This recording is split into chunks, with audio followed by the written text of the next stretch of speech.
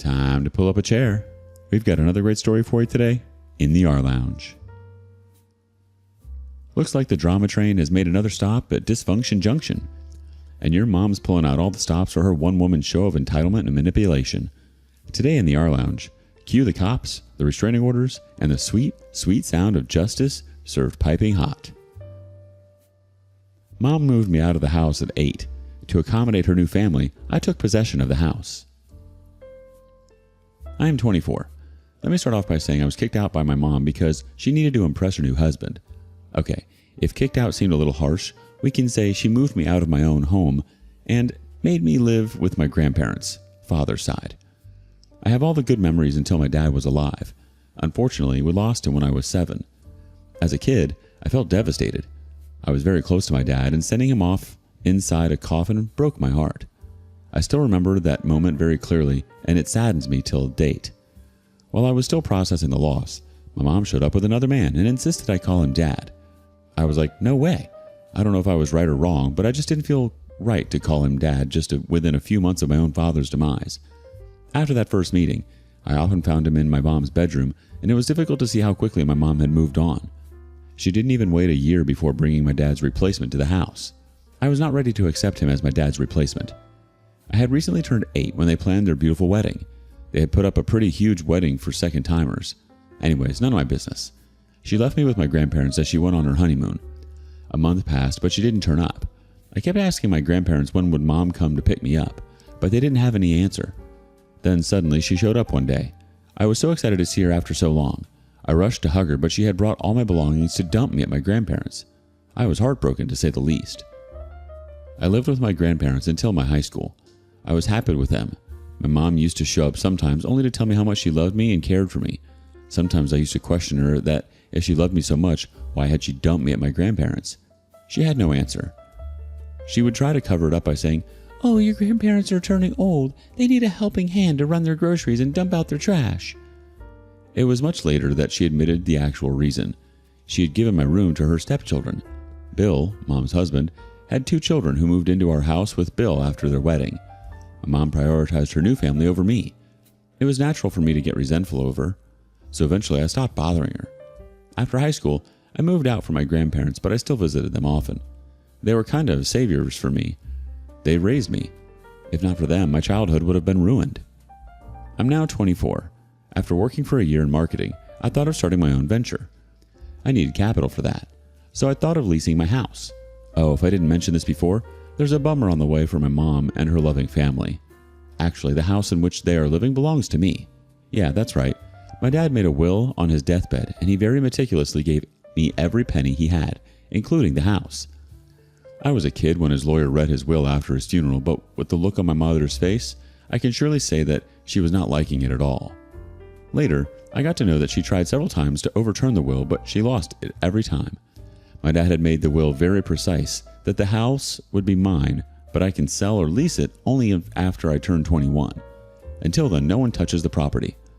My grandparents think that Dad would have probably foreseen Mom's plan, and that's why he made a rigid will. Else, she might have manipulated me in my childhood to give away the house to her. Last month, I called Mom to inform her about my plan of leasing out the house, but she didn't answer my calls. This week when I went to meet my grandparents, I told them I was planning to make some extra bucks from the house. They gave a weird reaction. I asked them what's the matter. They said I might have to face a lot of resistance to vacate the house from Mom because her stepdaughter is pregnant with a teenage boy who has run away from his responsibilities. Also, Bill has lost his full-time job and is working at a store in the evening, so basically they are in a bad shape financially. Now, I really don't know what to do. I also need that house now. I have quit my job and I need capital to start my business. I must say, OP, your mom has quite the knack for dodging responsibility. Moving you out of your own house just to make room for her new hubby's clan? Talk about cold-hearted real estate management. And let's not forget about dear old Dad pulling a plot twist from beyond the grave with that ironclad will. It's like he knew his ex-wife's game plan better than she did herself. Now that's what I call poetic justice. But hey, don't get too comfortable in that landlord's chair just yet. Looks like Mom and her merry band of misfits aren't going down without a fight, and they've got a pregnant stepdaughter and a jobless husband in their corner. Talk about adding insult to injury. But did she cut you a break when she dropped you off at your grandparents'? Nope. Update 1. It became quite dramatic, picking up from where I left. Like I said, my grandparents informed me that Mom and her family are going through a rough patch, so they might not vacate my house. I thought I'll inform Mom about my plan and give them a few months' time to put their life together. Before I was thinking of giving a month's notice, but knowing their situation, I thought of giving 3 to 4 months. Since Mom was not answering a call, I went to meet her at home. The house was nothing as before, and neither was my mom. Both had a cold vibe. Maybe she had sensed the motive behind my visit. On seeing me at the door, she gave out a fake smile and a half-hearted hug. Mind you, we were meeting after almost a decade. Yeah, she stopped visiting me after I entered my teenage years. Yeah, I had turned bitter towards her. Why would I not? Even though we met after so many years, she didn't bother to ask me how I'd been. She was not interested in knowing anything about me. It was like, "Oh, you're here. Must have been something important that brought you to my doors." The pleaser in me said, "Oh no, nothing important. Just came to check on you. It's been a long time." She smiled and said, "Sure it is." A wave of silence followed for another 5 minutes until I stood up to leave. It was definitely unpleasant. I didn't feel welcomed at all. Besides Mom, my pregnant stepsister was also home, and she too gave me a very bad look, as if I were there to create some sort of trouble. For the moment, I dropped the idea of taking back the house. I explored other means of arranging the money for my business, but Mom crossed all limits of narcissism. Last week was my dad's 15th death anniversary. My grandparents held a small prayer ceremony at the church. Since I was in the town, I decided to have a decent ceremony by feeding the poor and giving off some gifts to the underprivileged children. I invited my friends and relatives for the prayer. I emailed the invite to my mom as well, but she didn't respond. When I traced the history of the mail, I found she hadn't opened it. This was my first mail to her. I thought it went to spam or something, so I showed up at her house again. This time, Mom wasn't at home. My stepsister, Brenda, answered the door. No hello, no greetings. A straight question slapped on my face. "You're back again? What's the matter?" I said I was here to meet Mom. She said, "With the way she spoke to you last time, do you think she wants to meet you again?" She said it so bluntly that I couldn't get what she said, and I spit it out that I was here to invite Mom for the prayer ceremony of my dad. She chuckled in my face and said, "That was like centuries ago. You're still holding that up? Get over it." I said, "Excuse me, he was my dad, and it's none of your business to comment." She rolled her eyes and pushed off to her room. I sat there like an idiot for a few more minutes, and then I left a note for Mom on the table. I asked her to call me back. She called me the next day, and I told her about the prayer ceremony. She remained quiet for a minute, and then said she would not be able to make it because she had to take Brenda for a checkup. That was a bummer. I mean, she could have said she would try, but turning it down outrightly was disappointing. I replied sarcastically, "Yeah, of course they are your priority. We are no one to you, so be it. Good luck raising that narcissistic woman and her bastard child." She flipped out that I used that word. I said, why would I be nice to her when she was so mean to me? She made fun of my emotions. To defend her, Mom said, "It was natural for her to get furious. You can't talk about dead in front of a pregnant woman. You're such an insensitive dud like your father." The moment she said that, I lost my mind. I yelled at her that she should not talk trash about my father. If anyone who's insensitive here, it has to be her. The way she was talking about my dead father. She said, "Your father died 15 years ago. God damn, get over it." I said, "Sure, the way you did, within weeks or maybe days. Who knows? You know what? You don't need to come. My father would not like your prayer after seeing your true colors." I hung up the phone after saying this. The same day, I hired a lawyer and started the process of sending a legal notice of eviction. The lawyer took some 15 days to validate my dad's will and send the notice to Mom. As expected, when the eviction notice reached them, she freaked out. Apparently, she never thought I would go to such lengths to exact my revenge on her for not attending Dad's prayer ceremony. I laughed at her voicemail and blocked her. When she couldn't contact me anywhere, she showed up at my grandparents' place. I wasn't there at the time. Oh yeah, I'm living with my grandparents again until I put my life together.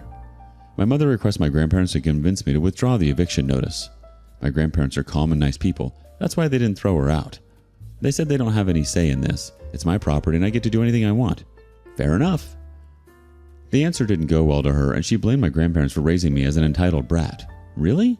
What was she smoking when she said that? I asked my grandma why she did not say anything to my narcissistic mom. My grandparents were like, "We don't want to mess up with such a woman." I said, "I want to mess up, and now I'm not going to let them live in my house for one extra day." I gave the eviction notice as per the tenants' law in the country, though they are not tenants. They ain't paying any rent to me. On top of that, I'm the one paying the property taxes every year, so legally, I'm entitled to throw them out right away. My grandparents are God-fearing people. They talked me out of this idea. They said for the sake of the Lord, give them that 1 month to find another shelter. There's a pregnant woman there and we shouldn't pull her into the streets. I sighed that she didn't need any help either. She was equally toxic.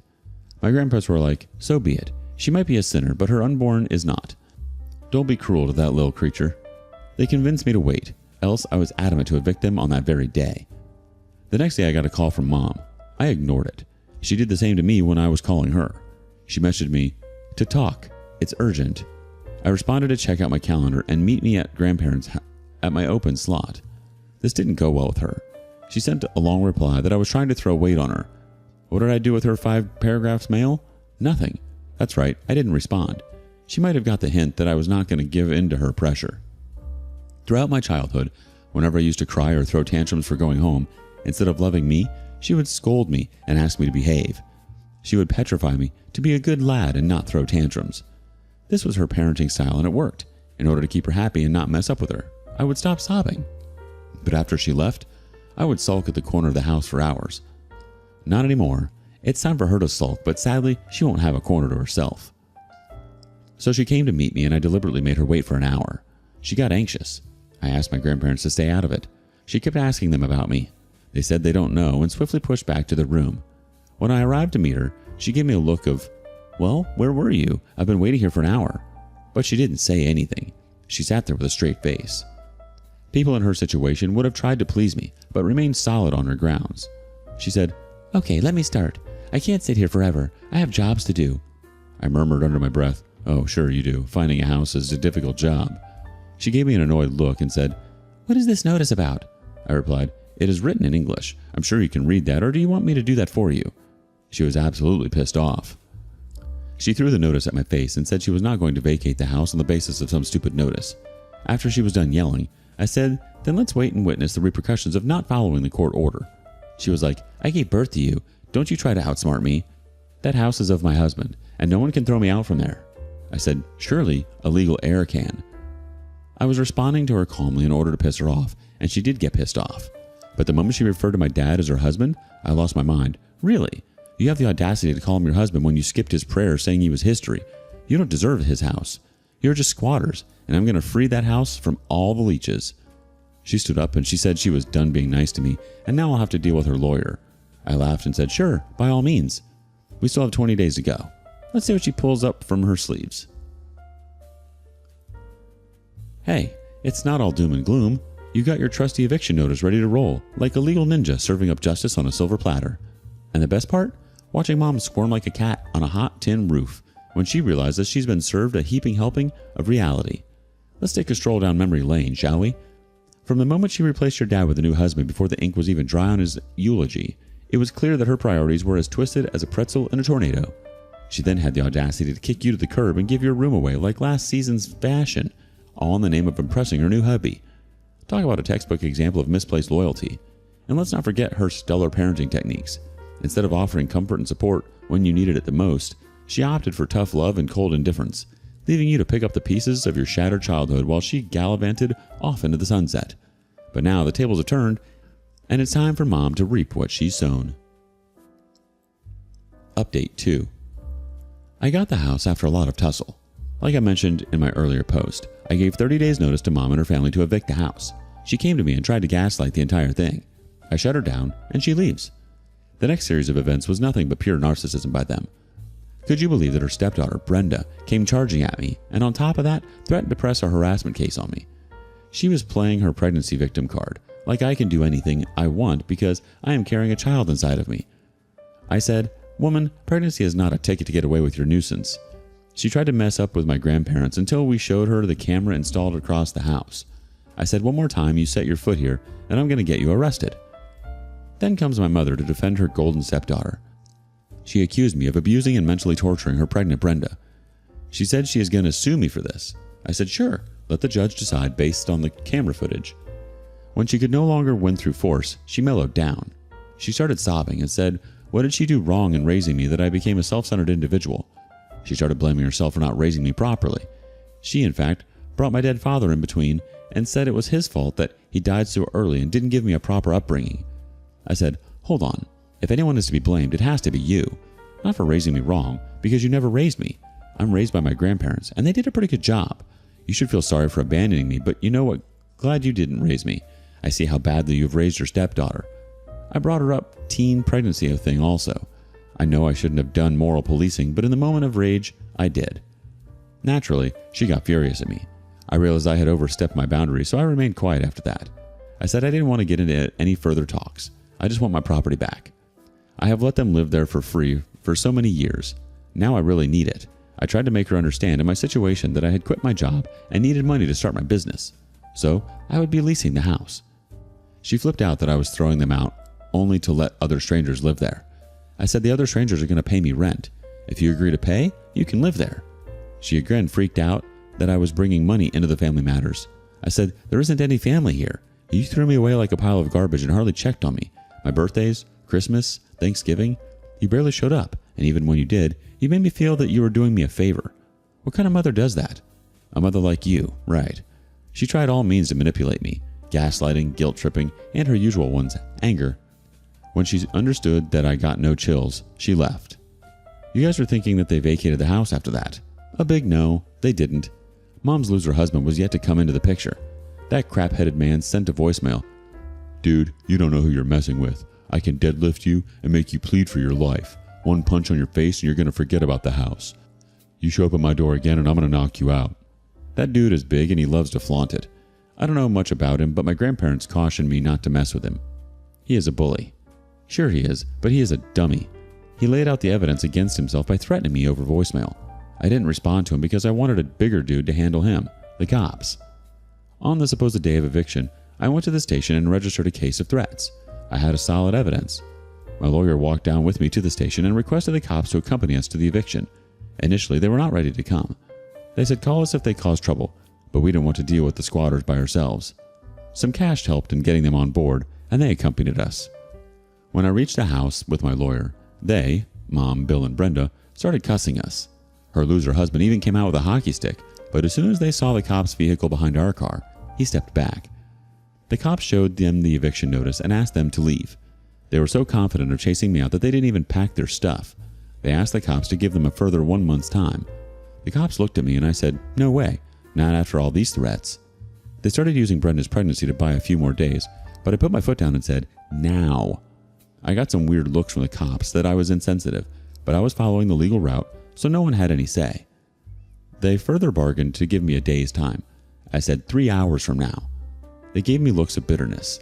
Bill even tried to brush his shoulder against me with red eyes. The cops yelled, get moving. More of packing and less of giving looks. We all left after that. The cops asked them to hand over the keys at the station from where I would pick it up. We had to pay the cops extra bucks to facilitate this, and it was completely worth it. Who wants to deal with those squatters?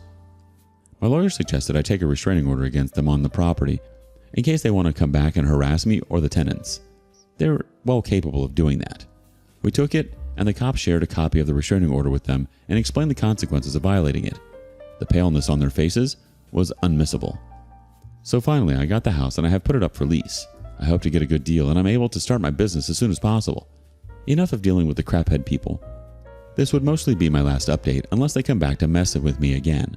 Thanks for reading this and supporting me throughout. First, Mom tries to pull the sympathy card. Then her precious stepdaughter jumps into the fray, waving around her pregnancy like it's a get-out-of-jail-free card. Sorry, Brenda, but having a bun in the oven doesn't excuse being a royal pain in the backside. Then dear old Bill, the lumbering oaf who thinks he's a tough stuff with his hockey stick threats. Newsflash, buddy, you're about as intimidating as a wet noodle. Here's to you, OP, who's turned eviction into an art form and made squatter shoeing look like child's play. And as for Mom and her sorry excuse for a family, well, they've learned the hard way that you don't mess with someone who's got justice, determination, and a darn good lawyer on their side. So long, farewell, auf Wiedersehen, adieu. What are your thoughts? Share them with us in the comments below. Thank you for joining us today on the R Lounge.